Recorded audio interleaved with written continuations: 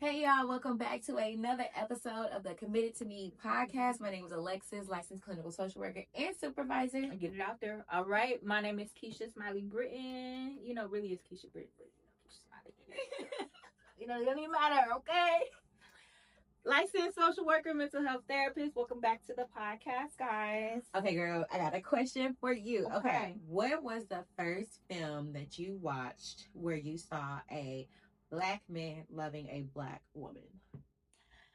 I'm gonna say thanks to the good old BT reruns. Hello. On a Friday, Wednesday, Thursday, Tuesday, Sunday. Hello. Baby Boy's coming to mind. Baby Boy? Baby Boy. Yes. Now I'm not gonna say it was great. Okay, because I'm about to say, what was your thoughts on like how he? It was great. Her? I mean, really, girl. You know what? Really, think about Baby Boy. Loving Basketball. Oh, both of them.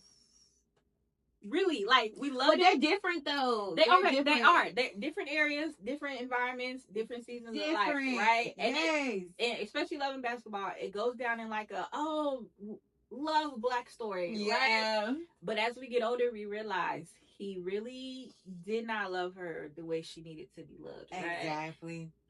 Both of them, right? Yeah. Baby Boy, young, immature, mama's boy, not growing into manhood, right? Mm-hmm. Loving basketball, like low key, he was mad because she had practice. Granted, he needed her, but she had practice. Selfish. So then he wanted to go cheat, right? Girl. Then he moved on and was with somebody. Hey, girl, for you to leave me and we engaged to somebody else. Hello. And I gotta play you for love, and you cross me and break my ankles in the midst of it. And you dunked on me, low key. And you dunked on me. Oh my gosh. Oh. Bro. When he dunked on her, I was just like, well, where do we go? Where do we go from here? Where do we go from here? Like that was girl, if we come back and say double or nothing, I was like, hell no. You look, no. So we got a lot of movies that go down in like our black culture history as good movies, but when you really think about them, it really was not a good love story. No, it wasn't. It's actually heartbreaking, and I think like sometimes like we use those films to kind of refer back to when we talk about black love, especially Loving Basketball and Baby Boy. And so what do you see today? Like, I know that was like in the early 2000s, but like, what do you see today? Like, do you still think that's an issue of how black men love black women? It is an issue, honestly. Yeah. And if I'm being real, I do not think black men, period. I can only speak for black men. I only dated black women. Right. But I do not think men know how to love black women. Yeah. Honestly. And I don't think they give them what they need. And I see a lot of men say, like a lot of the married groups that I follow or just videos I see from men who make like their little videos, that a lot of them say they didn't know how to love their wife or be a good husband or be a good leader well into their marriage. And I mean like 5, 10 plus years into marriage. Why do you think that is? I think honestly a lot of men don't hold each other accountable. Right? Like me and you homegirls, and I talk to you about something, you'll be like, oh, but, Keisha, did you think about this? Yeah. Right? Yeah. And we're going to at least try to wiggle some kind of accountability in there, right? But I feel like a lot of men, one, they don't open up to each other, period. Oh, no, not at all. And I feel like a lot of men don't even have good supportive friends, period. Yeah. Right? Yeah. So who's going to hold you accountable to say, you're slipping right here. Right. You're not you're doing tripping. Your thing. Or you know what? You got a point. Exactly. So if you don't even have the friendship or the words or the ability to open up to somebody to get that, or to have a mentor, a lot of men don't have mentors, right? Yeah. And so where would you go to even get the tools that you needed to be that person, right? And granted, you at some point you have to put in the work yourself to say, I want to be a husband, I want to be a dad, I want to be a leader, I want to know how to love, how to have these traits, and you got to do your own research, right?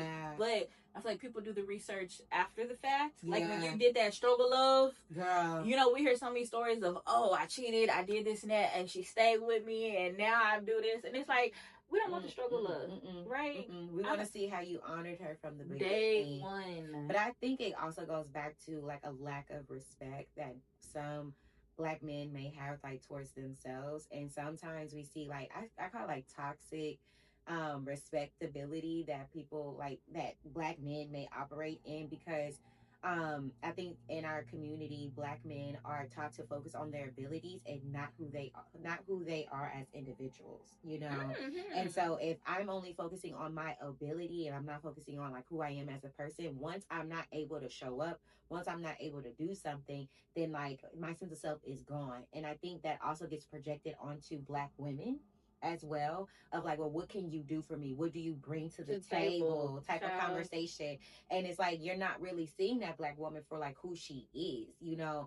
And I think sometimes like men don't get to see Black women for like who we are until like you're going through the trenches, or like she sticks it out with you through a very tough time. And it's just like, well, no, now you're not seeing her abilities, you're seeing her character, you're seeing how like she's loving, nurturing, like how she's also just dedicated, how she's also just like very just a beautiful person inside and out. And I think men struggle to love Black women because they don't understand themselves.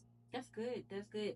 A lot of people treat their relationship as like transactional. Yes. Right? Yes. I give this, what do you have? And a lot of men have been taught that you got to be the provider, right? You got to make the money, you got to pay the bills, put a household, a roof over your family, right? Yeah. But then that's just a provider. That's not a husband. That's not a boyfriend. That's not a dad, right? And they're blending the roles, thinking as long as I'm a provider, I touch all the bases. Yeah. And really, you haven't, right? You got to separate outside of providing and money. What else do you have to offer somebody, right? Yeah. And like, are you really creating a relationship where like you're allowing this woman to be anything outside of what you think she should be, which is someone that's a nurturer, if someone that's taking care of the household, or whatever you have built up in your mind? Because I think sometimes a lot of Black men, they think that like, oh well, because I am the provider, like that's it, that's all I gotta do, and you just need to just take care of the kids. And it's just like, well, no, now you're creating a dynamic where like, you know, she's falling into this like manly gender role. And it's just like, well, no, if you are loving a Black woman, you know that she's more than that. Like, you know, like she is deserving of like a true partnership, like you being emotionally in tune. And I think a lot of Black men, like they may lack that sometimes, of being emotionally in tune with their partner, because y'all are just focusing on surviving or the necessities. I agree. And I feel like even like Kev on Stage, right? Him and his wife used to have a podcast, and they were talking about their marriage. And I think at that point, they've been together 20 some years since high school, and she was saying that they decided to go to therapy, right? And she was telling him and the therapist that she wants more intimacy from her husband. And he was saying that he couldn't wrap his mind around what that means, because he was like, we've been together 20 years. This is intimacy, right? Yeah. And she was like, no, like I want you to be able to like spill everything to me. I want you to confide in me. I want you to tell me how you're feeling. You've had a bad day. I want you to not only just ask me how I feel, but be in tune with me enough to know, to be like, okay, well, usually, let's say she gets coffee. This morning she didn't get coffee. Something must be wrong with her. Yeah. Let me be in tune to ask her what's going on. Like, you know, things like that. And so he, like, over time on the episodes, he was just saying that he's had to learn what intimacy means to his wife, and in the sake of a marriage, to improve himself, right? Yeah. And even then, they've been together for so many years, which goes back to the point. A lot of men say, I had to learn, now that I'm married, what that requires and what that means. Like, men aren't putting in the work or being taught or shown or whatever, beforehand to prepare themselves for marriage so they can show up that way, right? Yeah. But you have a lot of, in the Christianity world, which I've said before, is a lot of things are on the woman, being the Proverbs 31 woman. And you prepare your home and prepare your house, and don't be a quarrelsome woman, and you got to, be in dignity and cover yourself and all these things. So emphasis is on women preparing themselves for marriage, but it's not flipped for men to prepare themselves for marriage either. Yep. And we also see that kind of go back to like how men also like interact with their own mothers as well too. Like, I don't believe that like as a partner I'm supposed to be like your step-in mother. And so it's great that like Black men know how to like, cater to their moms, or cater to like, women that are like their sisters. But it's just like, okay, outside of that, like, how are you still upholding yourself as a man when you are interacting with another woman that's not connected to you? Thank you, because that don't spill over. Because sometimes that don't spill over, and like the respect just goes like down the window if they're not connected to you in that way. And so I really have a problem with men who can be good to like their family, but they can't be good to other women. And that, to me, that at that point, I don't see you as a safe person. I don't see you as a good man. I see you as somebody that your character it will change based off of circumstances, and that doesn't make it safe. And I think as women, especially as Black women, we picked up on that. Like, we can pick up on when somebody is safe and when somebody isn't safe, and we can also pick up on like when the character of a man changes just because they're around other men, and that becomes really, really scary for us as Black women. And so I feel like men are like reptiles, like chameleons, like they're changing. And I think like what, as Black women, I know for myself, what I would like to see is just like consistency. And even when I am like providing therapy to other men or to like Black men, I really try to focus on like, okay, well, who are you at all times, who's at the driver's seat? Because yes, as individuals, sometimes our different inner childs or versions of us can jump into the driver's seat, and that does not mean that I am being safe or considerate of other people. And so I think you got to be very mindful as a Black man, like who's at your driver's seat when you're in the community with other men, and even when you're coming in contact with women who are not connected to you. That respect and your ability to be a safe person should just be consistent through and through. I agree. And what's funny is I see a lot of male groups, and they're all like doing the same thing, right? If your boyfriend is the one person in the group who's in a relationship, right? Yeah. Everybody else is single, right? Yeah. And it takes that one person to say, okay, I think I'm gonna settle down and get married, and then everybody else back and get married. It's just like a lot of, like you said, you're a chameleon, and you're not being your true self, right? Or being the one to make the change, or being the leader, the one to hold everybody accountable. And it's like, there's no growth in male relationships that I'm seeing, friendships, right? You're not seeing them come to terms of like why commitment is important to them, why them choosing to love a Black woman is important to them. And honestly, like it's very strange for me when I see that happening in groups, like one getting married and everybody else wants to get married. It's just like, okay, what's going on? What is that about? And I know for me as myself, as a Black woman who've also encountered other Black men, it doesn't feel good when you know that like your partner is in a friend dynamic where they're not holding each other accountable. To me, that raises red flags for me. Like, it also makes me question my partner's character as well as the company that he keeps, because if one getting away with it, y'all might be allowing all to get away with it. That's just me. Facts. That's just me. I want Black men to have this kind of relationship where you do something sketchy to step out. Your friends are like, say, man, you don't want to do that. Like, you need to let's go home. I'll drive you home. You don't want to do that. It's not worth it, right? And now like, oh man, she got some friends. Tell them to slide through. Yeah, you aiding in that toxicity, and it's just like grow up, and then or you got a friend that's aiding in that, and then they going home to their people. They not even doing what you think they doing. And so it's just like, I think sometimes like men operate amongst other men from a place of insecurity as well. And like, we hear them trying to be in community in a way, but it just seems like it's just kind of people pleasing, and it's very toxic and dangerous if nobody in the friend group is saying, hey, you need to go home to your kids, or like, when last time you checked on your child, or how are you treating like the mother of your children? Like, it's deep. And then we also see like how where some men, they're not in the household, where a Black woman and their child who's raising, like a single mother raising her child, like we see some Black men aren't in the home sometimes. And I'm wondering, like, what are your thoughts about that? Like, do you think it matters for a Black man to be in the home, especially given this day and age where Black women are so independent? Do you think it's important for a Black man to still be there? Definitely. I think it's important as someone who didn't grow up with a dad in the home. Because mine died early. I saw how like stressed my mom was, like trying to raise us and hold it down and everything, right? Yeah. And I feel like even with me, like growing up, it was like I feel like I was starved for male connections because my dad wasn't there. He didn't talk to his brothers, so there is no uncles. My brothers are in the streets, and it's just like, what males, right? And so you grow up learning not to value my relationships when you don't see them, right? It just doesn't matter to you because you're like, okay, all I know is women, right? And women handle business and women get things done, right?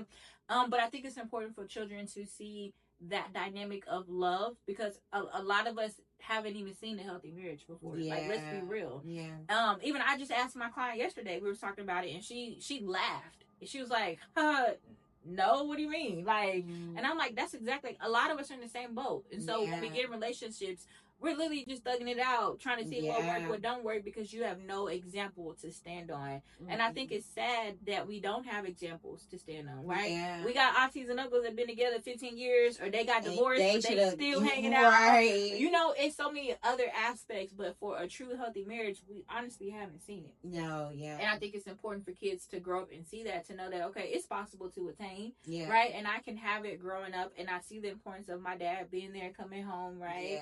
Yeah. Like, even when I see my husband play with my daughter, I'm like, it brings me joy, because I haven't literally seen that before, right? So just being able to say, okay, I feel like I'm blessed just to see that. And other people, it could be, that's normal, right? Yeah, yeah. You know, but I feel like it is very important, and it takes away the woman's softness when she has to stand in that role without that person there, right? And even as far as men, like, women have a lot of positive qualities that add to your life, right? To be the helpmate and to you make life easier for you, right? And then you're able to value a woman outside of my mom and my sister, right? So I think it goes both ways, that it is very important. And I think a lot of people just don't have it. Yeah, and I think if you're going to be in the household where, like, you know, either you married into like a dynamic where she was a single mom, and, like, you know, she has a child or kids, or like you guys are creating a home, then, like, I think sometimes Black men, due to like the heaviness of the world, like, they can become zombies in their own house.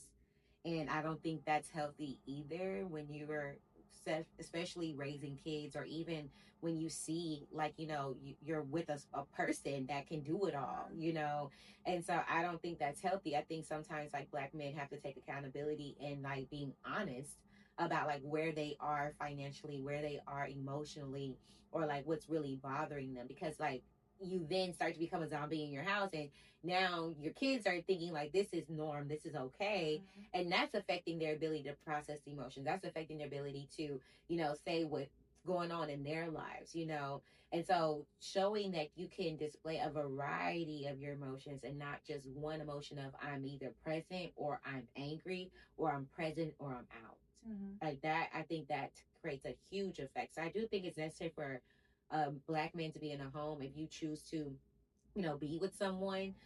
But you also have to take the, you know, the steps to be present. I agree. So I challenge the Black men to be more intentional in loving Black women, because honestly, I would like to see that more, right? Instead of the situationships and we in, we out, and Black women just tolerating less, or having to be your woman and the mom, right? And it's really not fair to Black women as a whole. No, it's not. I think they should be loved on a lot more. Even outside of infatuation, everybody want a Black woman, you know. Right. Even the older white men, they love a Black woman. Love a Black woman. Right. You want to conquer one, you want to be in the bed with one, but do you know how to love one the right way? Okay, you know, because again, that dominance, you know, like, I think a lot of men think masculinity means dominance, and it's like, no, your masculinity is way deeper than that, you know. And some Black women are not looking to be dominated, you know, or being like put down or belittled, or, you know, just because of like your own insecurity. Like, I know for myself as a Black woman, like, I am like I can push myself, like, I can motivate myself, I can get myself there. And so, you know, sometimes it is helpful when you have another Black man that's like, yeah, you got this, let me help you, like, what do you need, you know, and not trying to like stunt your growth or hold you back just because they're not there. That's not fair. I'm saying, you did a baddie, you gotta let her be a baddie. Let her be a baddie, okay? I will say, I saw this thing, it said, you know, when you a woman who's like on top of her game, right, and you date a hood man, they encourage you for everything. Oh, you my smart little girl, I see you reading that book, go ahead, I'm so proud of you, right? And I thought about it, and I was like, okay, in my past, you know, I've had, you know, hood people in my past, I'm like, girl, they love everything. They encourage you all the way, you know, no matter what. Oh, you went to the doctor, I love that you went there. Take care of yourself, you go, girl. Keep going. Okay. So you just need a little bit of hood in me. Oh my God. That'd be great. You know. But again, also like just being comfortable in yourself as a Black individual. Like, yes, like we were not meant to make it into like a household or make it to a point of success or love and marriage, things of that nature. But being comfortable in your blackness is also important as well too. And it's like I think sometimes black men can, perpetuate stereotypes about black women that are not healthy. And so I do challenge black men to like check their own like, blackness, not blackness, but check their relationship to their culture, and also identifying like what's culture versus which actually is toxicity. Because what's toxic doesn't mean that it's culture, or like what your family do don't mean that it's healthy. And so I challenge black men to really question like, okay, am I what I'm doing, is it really uplifting and supporting my culture and those within it, or is it actually like bringing me down and making me stay in this toxicity? Yes. But we hope you all enjoyed today's episode. Love on yourself. It is Black History Month, so do with that as you please. Okay. Leave your comments in the leave your what do I want to say? Leave your comments in the description comment section below. Y'all make sure y'all leave a comment and let us know what you think about today's episode. We'll like to hear from you. Yes. And of course, you can always send your therapy mail into committedtomepodcast@gmail.com. Share this link with somebody. Put it in your group chat. Yes. Follow us on all the things, TikTok, Instagram. Please do. And we will see y'all next time.